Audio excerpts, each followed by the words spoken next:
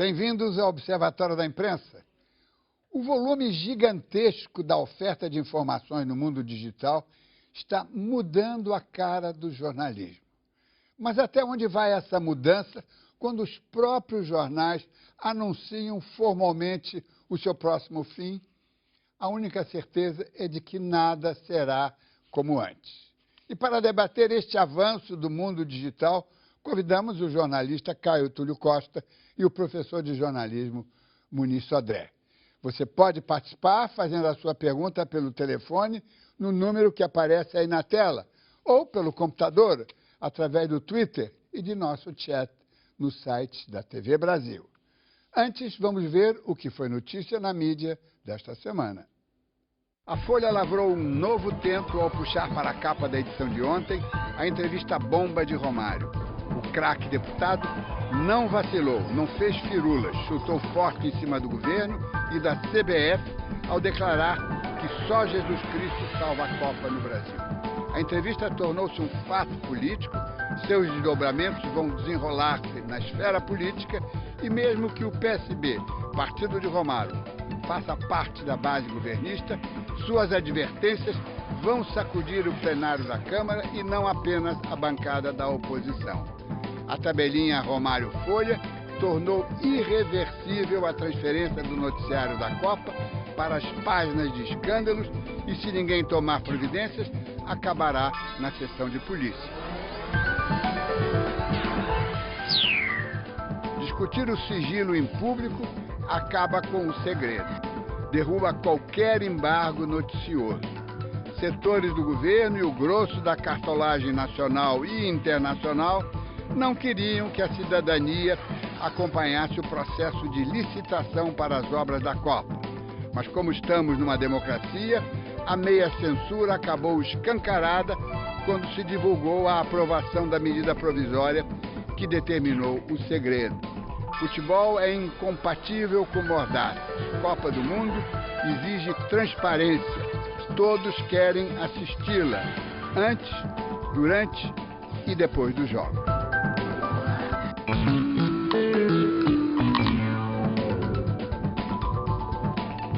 A polêmica sobre o sigilo eterno dos arquivos do governo brasileiro chegou aos cartoons e às charges. Os protagonistas foram dois ex-presidentes que juram que não têm o que esconder. De olho no passado, você vai conhecer hoje a história do primeiro jornalista julgado por um crime de imprensa no país. O caso inaugurou um tribunal denominado Juízo de Jurados, como conta a historiadora Isabel Lustosa.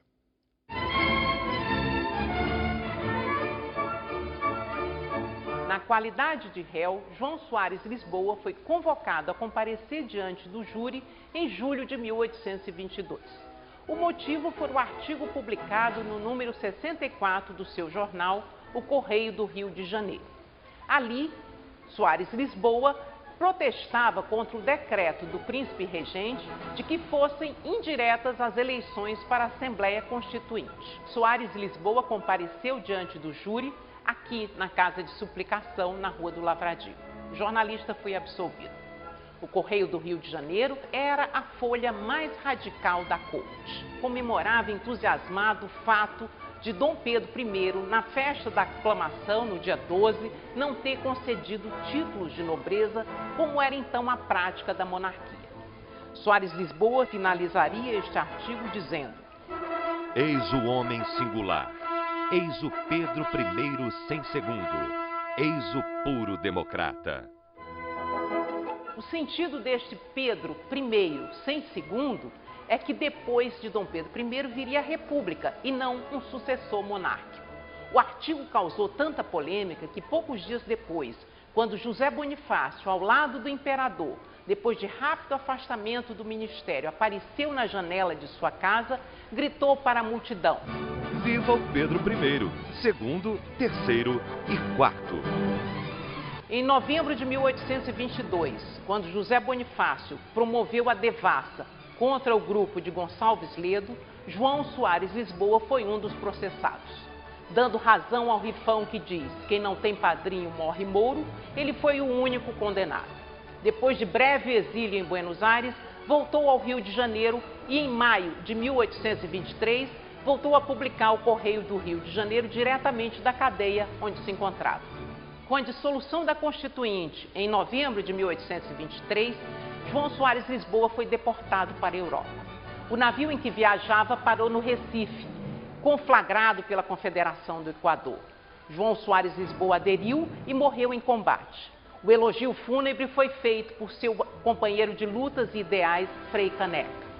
A Confederação do Equador não teve partidário mais leal que João Soares Lisboa. Bateu-se pela independência, morreu pela liberdade.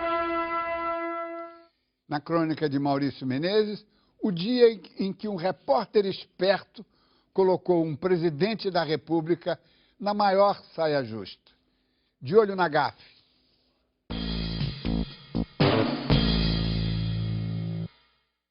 Mário Garófalo era um dos grandes jornalistas brasileiros. Você lembra muito bem dele, né? O Garófalo era radialista, jornalista, produtor, agitador. E o presidente Getúlio Vargas ia dar uma entrevista coletiva para falar sobre as preocupações do seu governo com a inflação.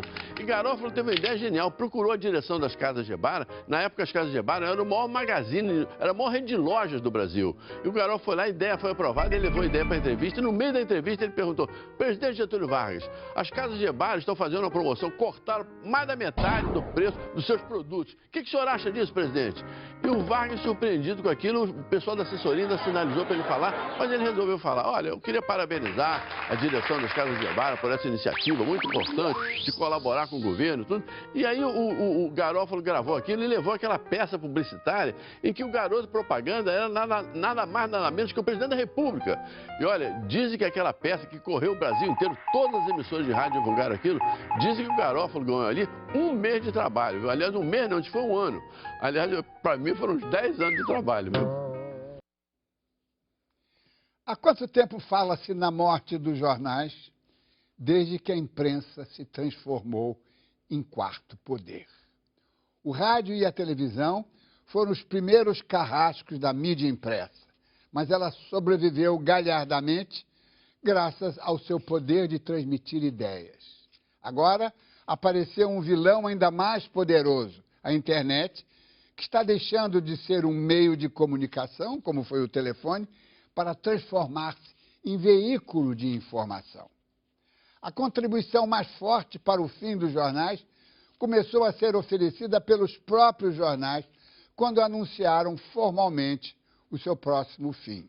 O episódio mais recente deste suicídio coletivo aconteceu há poucos dias, quando o Guardian, um dos jornais mais importantes e bem-sucedidos da Inglaterra, anunciou que passaria a investir maciçamente na sua versão digital, que absorveria o noticiário quente. A versão impressa ficaria com as análises, opiniões e a contextualização do que seria veiculado pela internet. Esta divisão do leitorado em dois grupos, um que sabe e outro que entende, ocorre simultaneamente com o espetacular crescimento das chamadas redes sociais, como o Facebook e o Twitter, cujos fiascos em matéria de informação não parecem prejudicá-las. Ao contrário, só as reforçam. Estamos diante de um vale-tudo que envolve não apenas ferramentas e tecnologias. O confronto que assistimos e do qual somos ativos participantes dá-se entre concepções divergentes de progresso. A humanidade perde alguma coisa quando troca profundidade por velocidade. As redes sociais ganharam enorme espaço na mídia nos últimos dias, mas o saldo nem sempre foi positivo. O caso da garota gay de Damasco é um exemplo de que nas mídias sociais nem tudo é o que parece. Na realidade, o blog da ativista síria era escrito por um americano, casado e de meia idade. A imprensa, sem checar, publicou a história e caiu na cilada. Outro destaque ficou por conta de uma suposta editora de um site sobre lésbicas que se revelou, na verdade, um ex-militar. Nós, jornalistas, temos que saber que a estrada existe para todo mundo, mas nós somos profissionais do volante nessa estrada. nós somos jornalistas, então nossa informação tem um peso maior. Então uma pessoa que seja tenha qualquer outra profissão, que coloque uma informação inverídica no Twitter, sobre ele não vai pesar muita coisa, né? É ruim que se use ou o Twitter, ou o Facebook, ou qualquer outra mídia social, mas nós jornalistas somos diferentes. Quando teve a Guerra do Golfo, o Salam Pax, esse era um pseudônimo, fez um blog chamado Where is Haid, que ficou apelidado do blog de Bagdá. E era a única pessoa que narrava o bombardeio de Bagdá do ponto de vista da população. E chegou um ponto que ele tinha, sei lá, 200 mil seguidores e o Guardian e todos os jornais republicavam as histórias que ele contava, porque enquanto os jornalistas estavam junto com as tropas americanas e as tropas aliadas, ele estava dentro. Então ele contava o que era ser uma pessoa sendo bombardeada. E na época se já julgou que era um personagem falso, muito parecido com essa menina de Damasco, porque ele era gay, arquiteto, junkie. E a gente, como assim? Não pode ter isso em Bagdá. Não é um personagem real. De mesma forma, você pode ter um personagem falso e um personagem verdadeiro, porque a internet permite isso. A polêmica em torno das novas plataformas de comunicação coloca em xeque a credibilidade, um dos pilares da imprensa. Para você ter conteúdo de qualidade, você tem que ter boas fontes de informação e a informação tem que ser checada, rechecada antes de ser impressa ou publicada. Então, eu acho que o New York Times e os jornais no mundo todo, eles ficaram meio perdidos com relação a isso e hoje já começam a encontrar um caminho. Da mesma forma que antigamente, ao receber uma carta anônima, um jornalista poderia considerá-la uma pista para uma notícia, mas ele se obrigaria a checar, ouvir o outro lado, ter uma outra fonte, uma série de cuidados de checagem da informação. Eu acho que esses mesmos cuidados são agora necessários, embora numa versão digital, digamos assim. A relação do jornalismo tradicional com o mundo digital está mesmo na berlinda. A decisão do jornal londrino The Guardian de mudar o seu perfil e priorizar a versão para a internet surpreendeu o mercado. Mas essa relação nem sempre é pacífica. O editor executivo do New York Times, Bill Keller, decidiu deixar o cargo que ocupou por 8 anos depois de defender incansavelmente a velha mídia. Ele reconhece a utilidade das mídias sociais, mas acredita que pagamos um preço por isso. Eu acho que não há incompatibilidade alguma. A imprensa sempre sobreviveu aos novos meios de comunicação. A quantidade de informações que são passadas à opinião pública é sempre muito grande. Mas cada pessoa tem uma capacidade de selecionar e escolher o que acha melhor. Eu não creio que nenhum tipo de mídia diferente, novo, que pode fazer muito sucesso, inclusive pelo fato de ser novo, pode afetar as características próprias dos outros tipos de mídia antigas. Tudo vai ser possível, todas as linguagens são possíveis. E eu me aflijo, claro, porque eu fui para o jornalismo porque eu gosto da palavra bem escrita, e eu gosto de ler bons textos, eu gosto de ler poesia, então, dizer, eu fico também, assim, desconfortável. Será que os jovens não vão ler mais? Será que eles vão se comunicar dessa forma, assim, mudando até a grafia das palavras? Isso também me incomoda. Mas, por outro lado, recentemente eu li esse livro aqui, do Humberto Eco e do Jean-Claude Carrière, que até recomendo, chama-se Não Contem com o Fim do Livro. Isso me deu uma certa tranquilidade. Eu não quero que o livro acabe, eu não quero que o livro acabe como ideia e nem nesse formato, quer dizer, eu quero que continue existindo outros formatos, outras plataformas, mas que a velha biblioteca cheia de livros continue a existir. Digamos que acabe esse livro, essa ideia que foi inventada por Gutenberg, e que os livros sejam só eletrônicos daqui para diante. O livro é a alma do livro, é a ideia, e ela vai continuar para sempre. Eu acho que ela nunca vai acabar. São dois os nossos convidados de hoje. Aqui no Rio, o professor de jornalismo, Muniz Sodré, e em São Paulo, o jornalista, também professor Caio Túlio Costa. Vou começar indo para São Paulo. Caio Túlio, você foi o criador do UOL, o primeiro executivo do UOL, o maior portal e a entidade de internet com o maior número de usuários no Brasil, não é? Quando você recebeu essa tarefa, você poderia imaginar, isso foi em 95, você poderia imaginar que a internet ganharia essa importância e essa velocidade a ponto de chegar e todos se resignarem, todos os jornalistas se resignarem ao fim da mídia impressa? Ô, Diniz, quando a gente criou o UOL, a gente não tinha muita noção, uma noção exata do que estava fazendo. Nós vimos ali no rastro da American Online, da Prodigy, da CompuServe, que eram as grandes BBS americanas, e tentamos repetir o sucesso que elas estavam fazendo nos Estados Unidos, usando uma plataforma aberta, que era a plataforma da internet. Nós tínhamos a noção de que precisávamos ter muita gente conectada. Isso a gente tinha muito claramente, porque nós achávamos naquele momento que a publicidade seria um fator muito importante para sustentar aquele negócio. Tanto a publicidade quanto os assinantes que pagavam para ter acesso à internet. Então, as receitas a gente imaginava que fossem se dividir. E para que a publicidade tivesse eficácia, precisava ter muita gente vendo. Então, todo o esforço naquele momento, e que permanece até hoje, era um esforço de trazer internautas, trazer o que a gente chama de eyeballs, né? Trazer as pessoas para que pudessem consumir aqueles produtos, consumir aquela informação, ler os dicionários, entrar nas salas de bate-papo, se divertir e ficar grudado ali dentro daquele produto. Eu acho que intuitivamente a gente queria um pouco isso que está acontecendo, evidentemente, e sabíamos também intuitivamente que sem audiência não teríamos negócio. Então eu te diria que intuitivamente sim, a gente queria isso. Ministro André, a nossa geração, eu sou mais velho do que você, mas a nossa geração não acompanhou, digamos, a ameaça do rádio sobre a imprensa, porque isso ocorreu no fim dos 20, 30, né? Mas nós acompanhamos as ameaças da televisão sobre a imprensa, não é?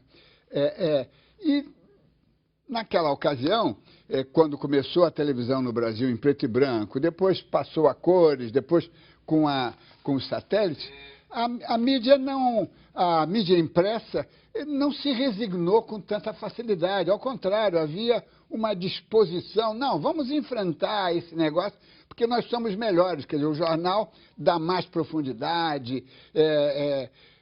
E, de repente, nesse terceiro embate do último século, nós estamos vendo uma resignação, né? Uma entrega. Grandes executivos, jornalistas, todos... Não, é inevitável, o jornal impresso, o livro, tudo brevemente acabará e vai ficar tudo digital. Como é que você vê essa resignação, essa ausência de luta, de combatividade? Eu acho, primeiro, a tecnologia é fascinante, é da ordem do fascínio.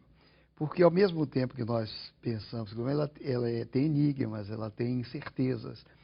E eu acho que, frequentemente, nós perdemos de vista determinadas coisas, certeza, porque nós tendemos a avaliar os objetos culturais isoladamente. Então, vamos o rádio, a televisão, depois...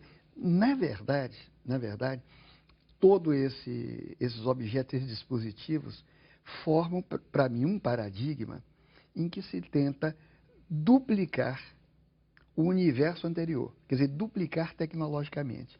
E essa duplicação se dá na direção da velocidade, da aceleração de circuitos, que é necessário para a forma atual do capital.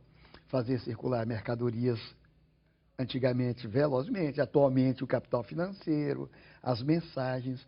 Então, o valor, digamos assim, ético, entre aspas, é o rápido, é o veloz. Não é o profundo, o humano, nem o autêntico. Ora, essa duplicação e essa aceleração mata o sentido. Então, eu acho que as nossas tecnologias da informação, o que põe em pauta é a crise do sentido. Pôr em pauta a crise do sentido, quer dizer, põe-se em pauta a crise da palavra. Portanto, é a crise da palavra que está, eu diria que a imprensa é um pálido reflexo dessa crise que... Mais profunda. Mais né? profunda. Vamos fazer uma pausa e voltamos já.